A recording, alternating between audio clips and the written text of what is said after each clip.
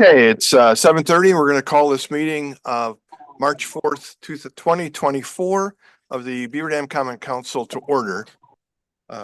Clerk, would you please call the roll? Anderson.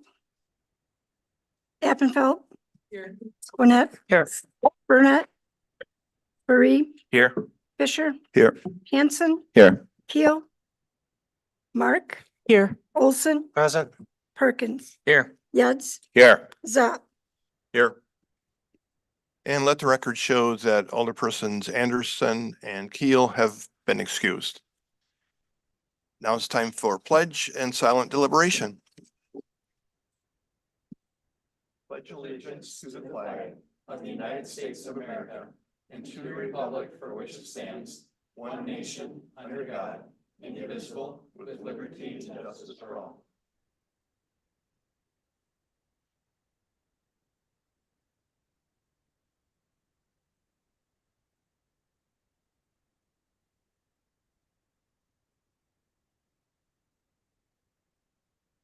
At this time, we will go into informal public hearing.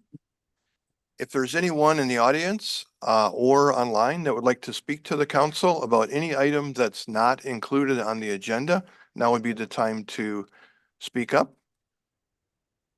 Is there anyone in the audience or online that would like to address the council?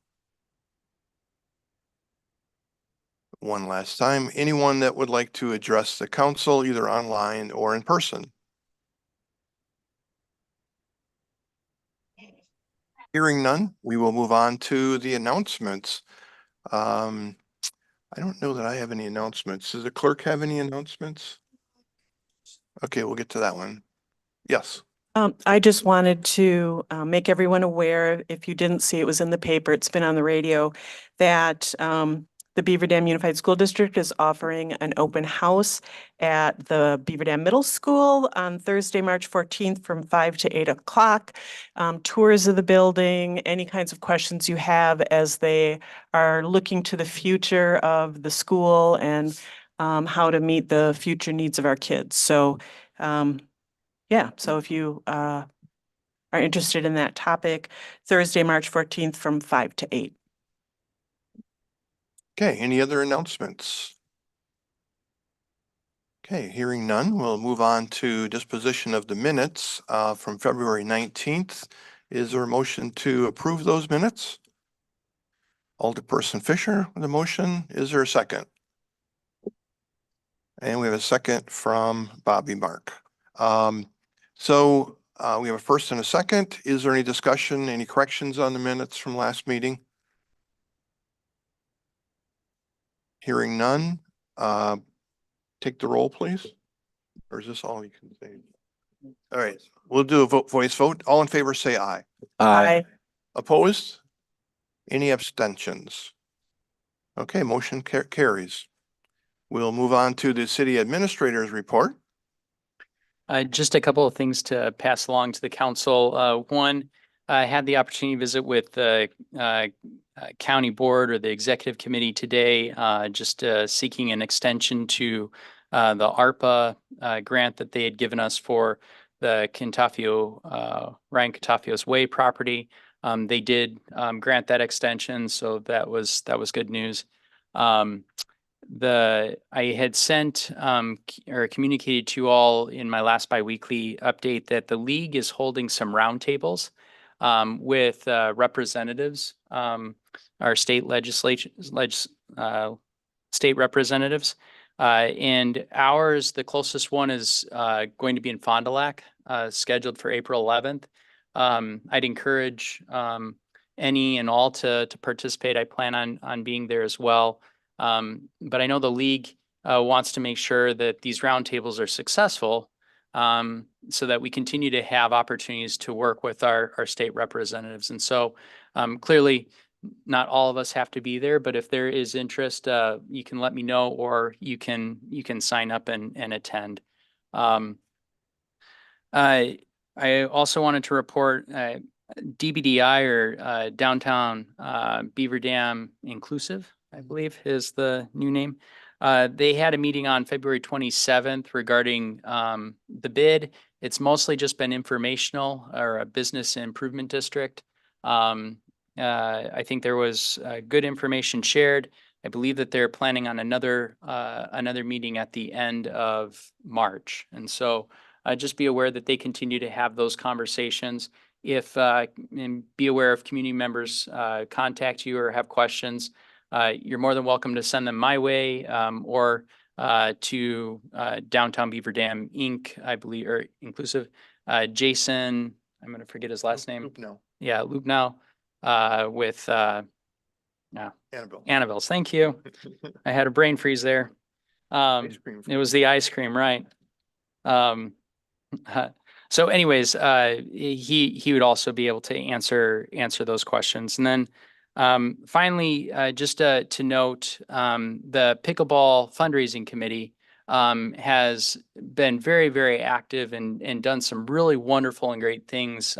Today, we were reviewing in the Operations Committee kind of donations to date. And I wanted to just let the council as a whole know that aside from the $200,000 that we, the council contributed from ARPA funds to that project, they've raised another $300,000. So 100,000 was a donation by Customer. no, not, well, it's Castmeyer is the name, but it's I'm going to say it wrong now. Natala, right? And so that donation came in, so that made it so that they had the matching grant from the Beaver Dam Community Hospital Foundation, which was $75,000.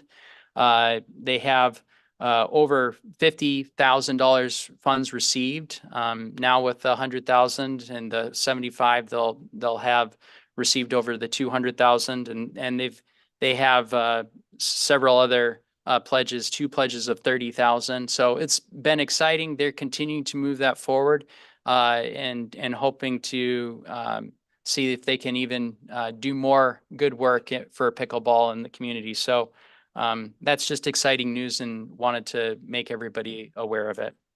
And other than that, I think I can be done. All right. Thank you for your report, Nathan. Time for communications. We have one communication. It's a petition for rezoning to the Honorable Mayor and Common Council of the City of Beaver Dam, Wisconsin.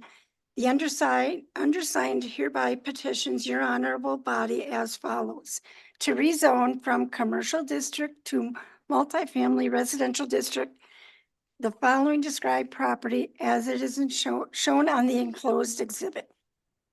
Said property being approximately 1.607 acres described as lots 2 and 11, also the east 38 feet of lot 10 and parts of lots 1 and 3, all in block 28 of Borrower and Ackerman's Addition, City of Beaver Dam, Dodge County, Wisconsin, and being city tax parcel number 206-1114-0422-252.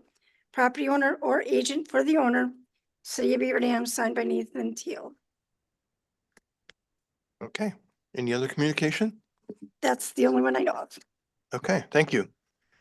And now we'll move on to paying the bills. You all have a copy of invoices that were paid. Is there a motion to approve? Kevin? I'll make a motion to approve to pay the bills in the amount of $429,799.36. Thank you. Is there a second to that? And we have a second from I'll Alder second that. Marks. We have a first and a second. Is there any discussion?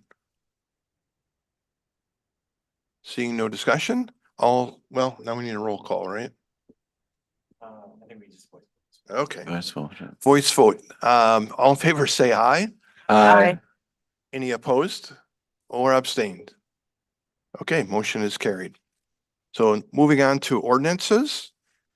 Ordinance number 2-2024, an ordinance rezoning parcel number 206-1114-0422-252, located at 109 Ryan Catapio's Way, from a commercial district to a multifamily residential district. This is the first reading. Okay, being a first reading, this will come up again on a March 18th meeting for the final vote. And moving on to resolutions. Resolution number 11-2024, a resolution approving the purchase and sale agreement of a city of Beaver Dam owned property, parcel number 206-1114-0422-252 to River Road. Okay, resolution 11-2024 is before you.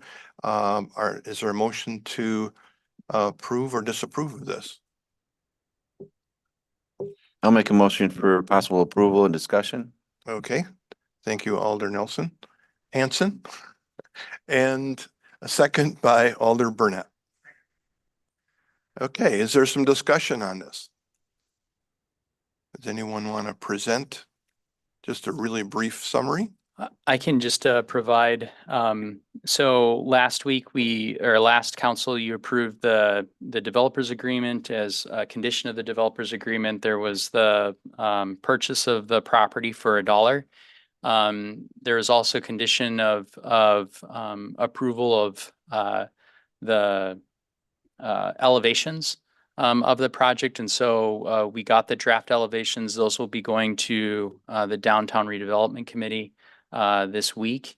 But in general, things are moving forward. We're excited about this property. The only other thing that's kind of still needing the T that needs to be crossed is completion of the site remediation. And other than that, the transaction, Rick, I forget how quickly this transaction takes place, the term. Yeah, so I guess just a couple of quick notes. So, I mean, this agreement is almost as straightforward as you can get. The only two real contingencies are the zoning of the property. The city would have to rezone the property for it to be effective. And as Nathan mentioned, the remediation of the property, one of the contingencies is that we need to get a closure letter from the DNR saying that the site's basically cleared and they don't require any further action. That has to be acceptable to the buyer and their sole discretion. So those are really only the two conditions. But If they were yeah. met tomorrow. Yes, if they were met tomorrow, I don't remember what the exact closing date is. I know like with the remediation, it can be up until like April. I can find it quick. Well, and just for, April 30th. yeah, and for clarity, they couldn't be obviously done tomorrow, but in theory. Yeah. Right now, the goal is April 30th. And then I think the extension. It's Tuesday, April 30th, 2024. Where did that come from? Yeah, closing would be April 30th. It's pretty weird.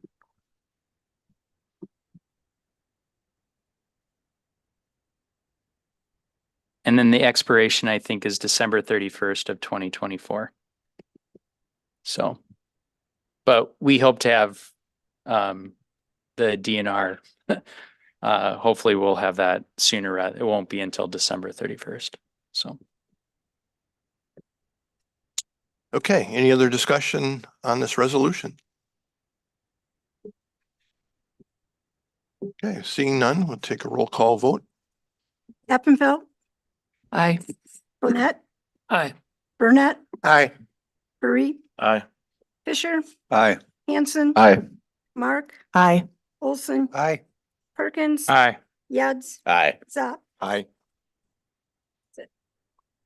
Okay, motion carries. And we'll move on to resolution number 12.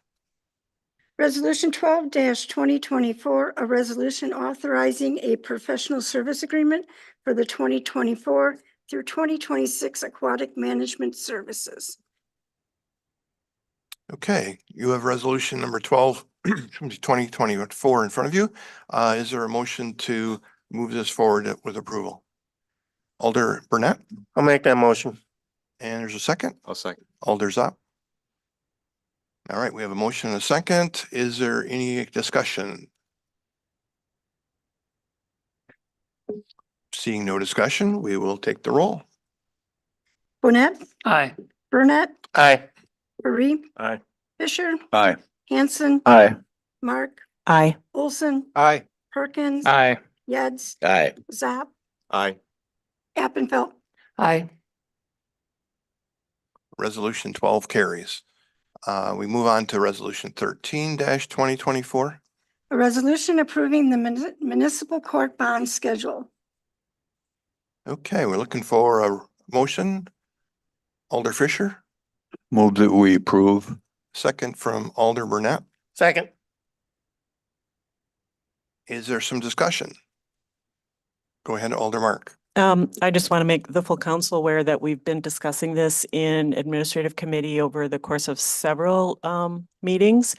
And at our last administrative committee meeting, Judge Snow appeared and gave us lots of valuable information. I've also spoken with Chief Kreisinger, who has spoken with Mark DiStefano from the school district, because all of those are community members that have an interest in the bond schedule. And after they spoke with Judge Snow, they were able to come to an agreement that went through the admin committee unanimously tonight. So we're pleased with the final version of the changes. Other discussion? Only other comment is if there are questions, Judge Snow is here, which we're grateful for him coming tonight. But anyway. Alder Bonnet? Yes, I mean, I appreciate Bobby's comments, but when I looked at this, not having the background, there's some of these that I guess I'm just surprised and it provokes some questions. When I start seeing major 100% and 200% increases in some of these, I wonder how important it is that we go so high. And some of the specifics, like carrying a firearm in a public building is going from 300 to 1,000. The other one that kind of surprises me is the drug-related ones.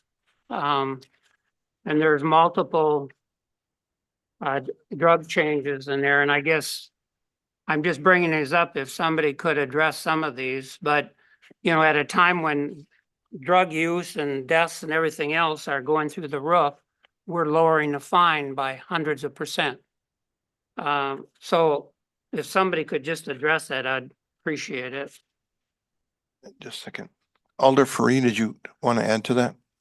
Not to that comment, no. Okay. I mean, you had Well, your hand up. My comment was just to thank Judge Snow for his input to the admin committee. We were having questions similar to charges up and down, and his work to talk with the police chief and the school district helped us tonight. Alder Mark.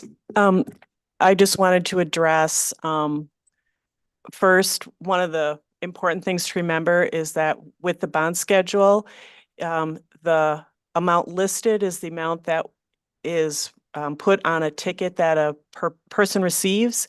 And if they choose not to go to court, then that's the price they pay plus court expenses. But if they go to court, then the judge has absolute discretion to decide whether they're going to pay the maximum, which is the amount written on the ticket, or whether he's going to reduce it or, eliminate the fine completely. And part of the idea is to encourage them to show up in court because they have the possibility of having that fine reduced. So when you see that, part of it for some of them having a high amount is to try and encourage them to come to court and not just say, oh, it's only $50, I'll just pay it. So that's part of the rationale behind some of them being high, because they want those people to come to court. Continue. Yeah, thank you, Bobby. I guess with that though, can the judge go higher? I mean, if there's $1,000 fine, can he fine somebody 5,000 Go ahead. I'm sorry, did you say the drug ones? for any of them? Not, okay, and Judge Snow, if I get any of this wrong, please. You can. come Yeah, up and why don't address you us. come on up? I was gonna save you, but All right. I made the trip over here. I might as well answer some questions. We're gonna need you because of going online to speak into a microphone. Sure. Nobody's ever accused me of not being loud enough, so. Th- Is there a way to turn this thing on or? There is. See any? Let's see if the batteries are any good tonight. Yeah. All right, thank you. What? Is that good? Oh, no, that's. Yes. Okay. All right, first of all, for those that don't know me, my name's Todd Snow. I am the municipal court judge. To answer a couple of questions. Okay, first of all, the gun thing, if you have a gun in public, you're an idiot. Okay, so you deserve a high fine. All right, that's more dangerous to me than a kid with marijuana, to be honest with you. So that's number one. Number two, with the drug charges, all of these things can be crimes, okay, first of all. So the police have discretion whether or not they want to charge it as a crime and send it up to Juneau, where my wife would take care of it, okay? And people could face jail and things like that, all right, as a criminal charge, have a criminal record. So that's the first line of discretion. So if the officers feel that it warrants a ticket, then I don't think some 17, 18-year-old kid should be getting $1,000 fine for having marijuana. All right, that's my opinion. I was hearing that anecdotally, some of the officers in Beaver Dam were not writing tickets because the fine was so high that they didn't feel that they wanted to straddle these people, be it somebody who's 17 years old, 20 years old, whatever, with $1,000 fine. Okay. As noted, if somebody shows up to my court, I have discretion of what that fine is going to be. No matter what it says on that bond, on the bond form, on the ticket you get, I can fine someone for first offense between $5 and $1,000. Okay, that's my discretion. So if you get caught with marijuana, Mr. Bonnet, all right? No, that's not me. Right? And you come in and see me and you tell me, hey, you know what? I've got really bad PTSD from Vietnam or whatever, and I've been using this for years. And I go, okay, you know what? I get it. I'm gonna, $5 plus cost, which I think is $87.50 or something. Get out of here. Try to be a little more discreet about it next time. All right. However, if the cops catch you with 10 pounds of marijuana, they're gonna send you up to Juneau. Okay, so I get the petty stuff. I get the little things. So I don't get major drug dealers or things like that. And I will note that with the advent of the CBD stores, the police cannot tell the difference between legal CBD and illegal marijuana. Their dogs can't tell the difference. The cops can't tell the difference. So there's a chance that some of the people getting ticketed have perfectly legal substances, just so you're aware of that as well. So, and I did go over this with the police chief. He has signed off on what I've got for my bond schedule. There was a little last minute negotiation. They asked me to keep some of them higher, some of the fines higher. For instance, Truancy. Or sexting. yes, which we never see. So some of these things, it's kind of a moot point because we don't see these tickets. Okay. I think prostitution was one that they wanted to keep higher. There's been one prostitution ticket in 10 years. So it's not really a big deal. Obstructing an officer.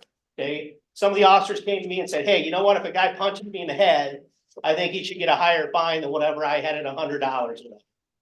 The reason I had done that, just so everyone's aware, is most of the obstructions I get is somebody who's afraid, be it a young person, older person, and gives a false name for about 2 minutes. Okay, that's the obstruction, is that they gave the officer the false name, and then 2 minutes later, they fessed up and said who they really were.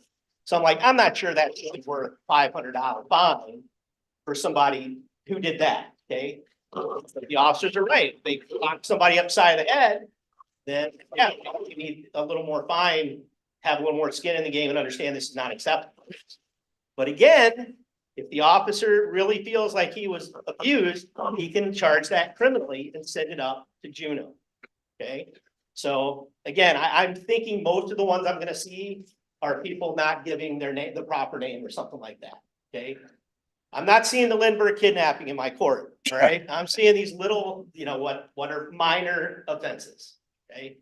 So, and again, I have full discretion. If you come in and you get, for anything, you burning leaves when you're not supposed to, whatever, I tell everybody I have to inform them. I can fine you between $500 and $1,000. Do you understand that? Yes, okay? And the $1,000 fine with costs is like $1,200. And we've got a lot of those that have not been paid for these marijuana charges. Because people see that, they're like, I can't pay that. And they just blow it off. But I'm thinking if they see $100, they're gonna say, okay, that's a big chunk of money. I probably shouldn't do this and get caught again, but they can at least pay it, okay? And they're not gonna have their taxes intercepted and things like that. We have a lot of people in our community, kind of getting off here, but we have a lot of people in our community that don't have a lot of money. And I know some people are thinking, well, they shouldn't have marijuana then. Okay, well, you're right, but they do. But we don't need to rub salt in the wounds and take all the money they have for their kids to have shoes and coats and everything else, right? So that's where I'm coming from. So does anybody else have any other, did that answer your question, sir? or Yeah, not? thank you. Appreciate Okay. it. Does anybody else? Yes, sir. I thought you and I were good, man. What's that? First of all, I'd just like to say that when you came into the meeting 2 weeks ago, you and I had just a little brush there, a little debate. And if I remember correctly, we ended it by saying that we're both from two different generations. We don't think the same. Well, I spent a couple hours today going through this. I figured I'd engage you in another debate, a little stronger. Got a call from Marianne Schacht and the chief, and they explained some things to me that I didn't know. And first of all, I'd like to thank you for your 25 years of service to our country through the Army. Thank you. Secondly, they explained that Michigan, Illinois, Minnesota already have legalized small amounts of marijuana. Yep, recreational marijuana, Yeah. in all the states surrounding us is legal. And if we had, I think, a Democrat legislature, the governor has already said he'd sign the bill. So as soon as we get it, I think it's coming to Wisconsin. You can run, but you can't hide. And I wanted to apologize if I've said anything offensive 2 weeks ago. No, sir. It was because I didn't understand the situation, and I was kind of going off. When I was a kid, things were different. Marijuana wasn't even on the list of things that we could do. So I learned to. Thank you. Thank you. I have a question for you, Yes, sir. Judge Snow. If you have the tougher cases that are maybe $1,000 ticket and they don't tend to get paid, do they go to collection or They what? do. Okay. They go to collections and we've got they actually go to a state collection agency, which is very, very robust, and they eventually get paid. If somebody ever gets, we just had one the other day, it was like 25 years old that we finally got some money in on because the person finally filed taxes or something and had a tax refund. So it's yes, they do go to collections and they're not going to escape it if they ever have any money out there that can be traced. Right. Okay. Thank you. Alder Judd, did you have a question? Yuds? I'm sorry. Yes, I am not fond of lowering it down to $100. If we're gonna send someone a message, send them a message. $100 is more than a slap on the wrist. You told us you can lower it down to yourself. If they come in with $1,000, they're gonna be respecting you and saying, I can't pay $1,000. You can lower it down to 500 if you want. But you gotta catch these people early and set them straight. This is just a gateway to everything else we got coming across the border right now. We might as well be Colorado and Washington State and Oregon, California. We're setting them up for it. If we want to make it easier, let's make it 0. This is just, this is incomprehensible for me. I'll be voting no on this one. All right. Well, thank you, Mr. Yuds. All right. Anybody else? Alder's up. So I think the way you approached marijuana, you seem to say, hey, marijuana it's one thing, but then there's synthetic cannabis, right? Which is nowhere near marijuana. And I was looking over drug facts for K2 and spice, and it can kill you. And there are teenagers that have had double lung transplants, double lung transplants, right? They're still alive, but other people die. You're 17 and you're dead because you smoke spice. Okay, well, then you're not gonna get a fine then. But you are taking $1,000 deterrent and turning it into $100 slap on the wrist for selling K2 and spice and things that can kill somebody. First of all, is it Mr. Zopp? Yes, but couple things. What are other states doing with K2 and spice? Is it illegal in Illinois, Michigan, Iowa, Minnesota? How do they handle that? And then what are your peers doing on K2 spice synthetic cannabinoids? I mean, would this set you apart? Would this set us apart? Okay, well, I'll So- answer your question best I can. Okay. First of all, I've been practicing law in this area for over 20 or close to 20 years. I've never had a case with K2 or spice. I've never heard of one, okay, in this area. That's anecdotal, that's through me, okay, I practice criminal law, never had any of that, right? I'm not saying it's not around, but I've never seen it. I haven't seen it come through my court, excuse me, since I've been there since May, I think. So I haven't seen that come through either. I don't know what surrounding communities or surrounding jurisdictions do. But again, if we were to have something like that and the police department thought that was a big enough or large enough issue or a serious enough issue, they would send it up to the DA's office to be charged criminally. If I were to propose that we retain only the higher fine for the synthetic cannabinoids, what would you just react by saying, well, I find this to be very serious. Marijuana is known not to kill you or give you a double lung transplant, right? But since the synthetics, there could be hallucinogenics. I mean, who knows what? I mean, they spray them with synthetic chemicals. It is, you have no idea what's in there. I mean, it's like any other of these laced street drugs. You don't know what you're getting. And I see that differently. Was this discussed maybe in the admin committee? Or would other alders kind of hearing about how dangerous spice and synthetic cannabinoids are, would this raise red flags with anybody else in this body? The only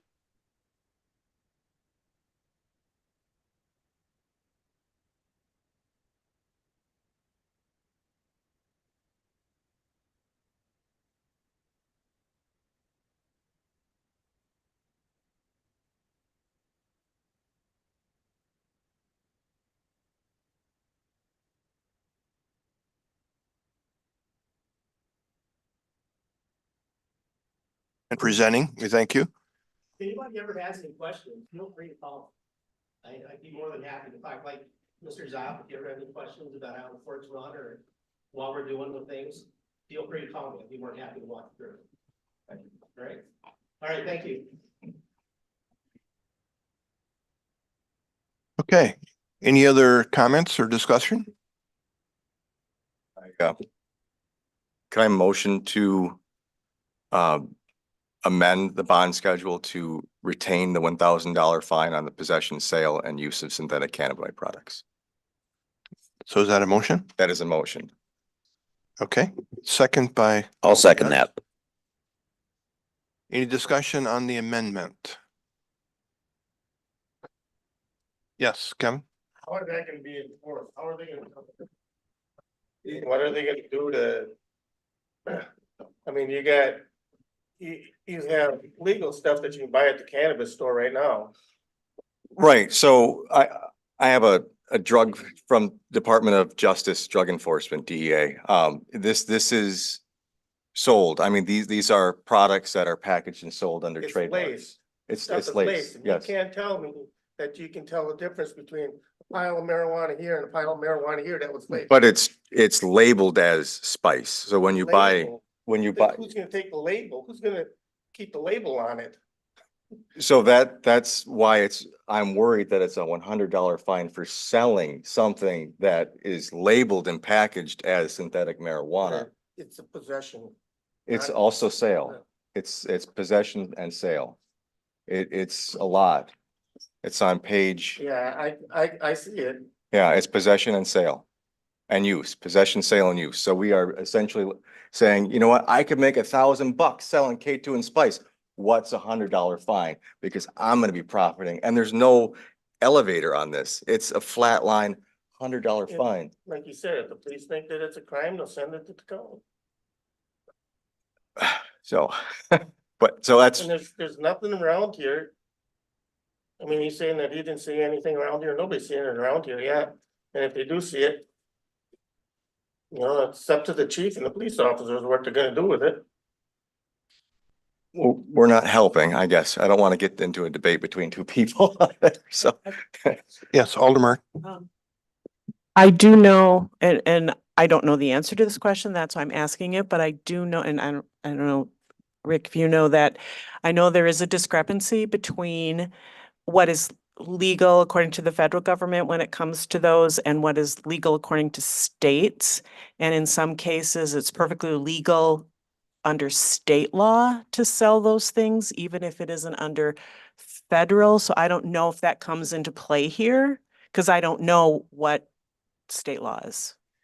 Yeah, so you would basically, I mean, typically it comes down to the administrative regulations at the state and federal level where they sort of designate these controlled one substances or controlled two, the varying levels. And it's, I mean, they basically identify them chemically to say like this is a controlled substance that you can't possess or sell. So there could be discrepancies between state and federal. So, you know, it could be permitted by state law, but you're still illegal under federal law. So like even in states where like marijuana is legal, it's still technically illegal under federal law.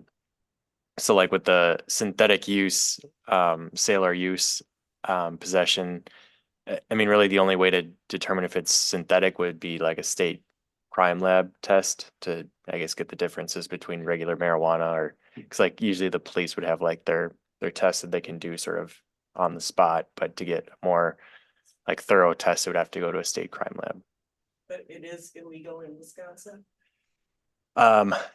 got some law offices right now that say it's synthetic marijuana or synthetic cannabis are considered controlled substances under Wisconsin drug law, making the use, possession, or sale of these substances illegal.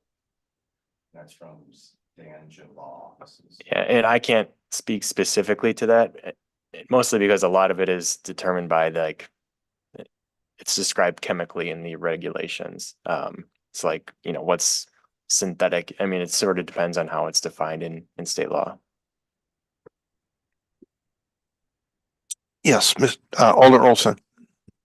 From what I heard from the judge was that we have a mechanism to escalate things if need be. You know, if things are a big issue, we have an ability to take it to the DA and it then becomes a bigger issue. We also sounded like was it's currently that $1,000 fine is a deterrent for our current police officers to actually enforce it. So they're looking at the situation like, should I actually issue a ticket here? And like Mr. Yudd said, we need to kind of nip it in the bud the best we can. So what I'm seeing is that if we're not allowing an opportunity for our officers to make that step to allow them to stand in front of the judge, then there is no interaction with the judge to have a good conversation and maybe have some rehabilitation and moving forward.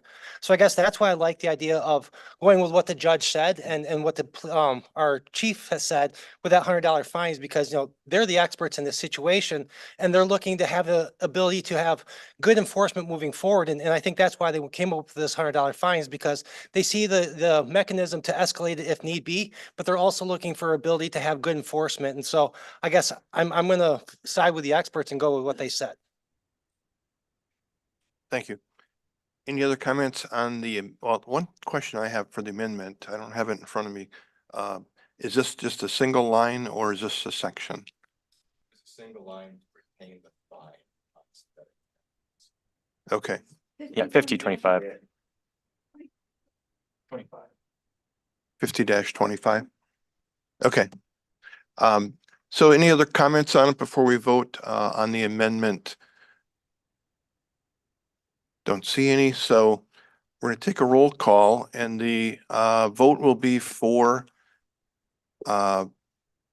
leaving, just the amendment to leave 2550, is that what it was? 5025 in its present state.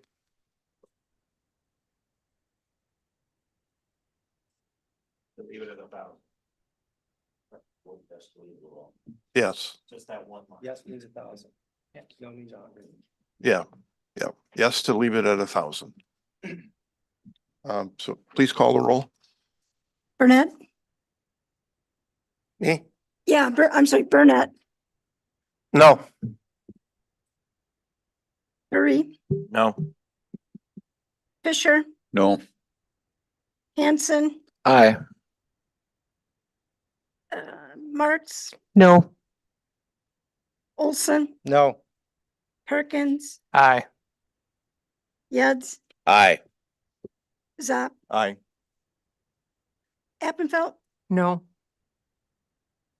and Burnett. Aye.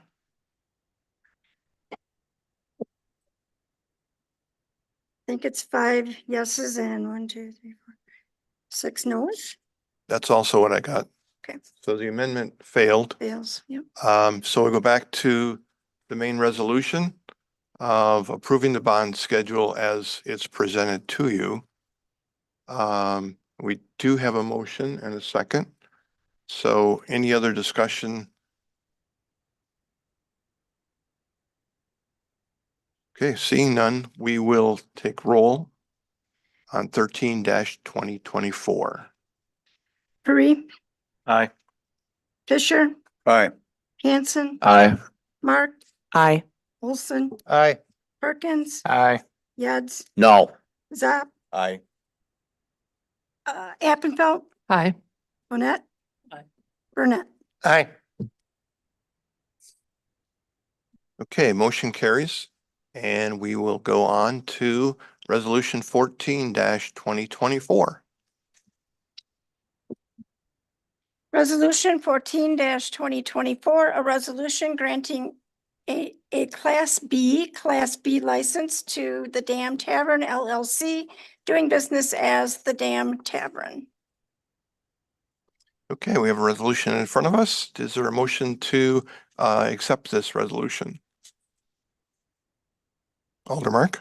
I'll make a motion to accept. All right, is there a second? Alder Burnett. Second. Okay, we have a motion and a second. How about discussion?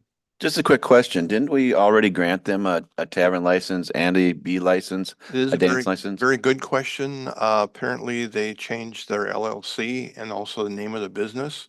So with this resolution, we do want to have them return or rescind their original one. They can't have 2 licenses at once.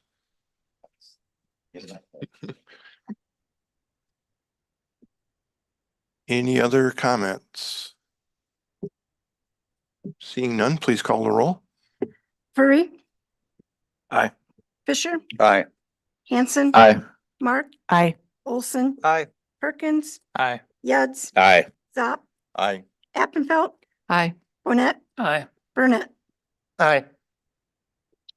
Resolution 14-2024 is passed. And we'll move on to resolution 15-2024.